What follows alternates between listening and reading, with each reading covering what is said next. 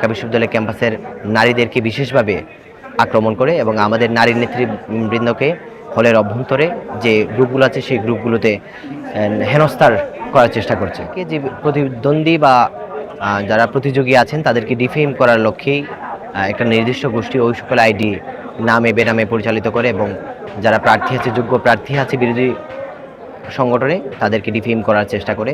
ঢাকা বিশ্ববিদ্যালয়ের বিভিন্ন হলগুলোর যে অভ্যন্তরীণ গ্রুপ আছে, আপনারা ওই সব গ্রুপেও যে গুপ্ত বাহিনীর যে বট আইডিগুলো থাকে বা ফেক আইডিগুলো থাকে সেগুলো সক্রিয় থাকে এবং ঢাকা বিশ্ববিদ্যালয় ক্যাম্পাসের যে সাধারণ শিক্ষার্থী সংসদ নামে 2টি গ্রুপ আছে, সেই গ্রুপগুলোতে এই ধরনের আইডিগুলোকে আমরা হরহামেশাই দেখতে পাই এবং সেই গ্রুপগুলো ঢাকা বিশ্ববিদ্যালয় ক্যাম্পাসের নারীদেরকে বিশেষভাবে আক্রমণ করে এবং আমাদের নারী নেতৃবৃন্দকে হিরন আরও মিনারেল ওয়াটার মাত্র 50 পয়সায় প্রতি লিটার।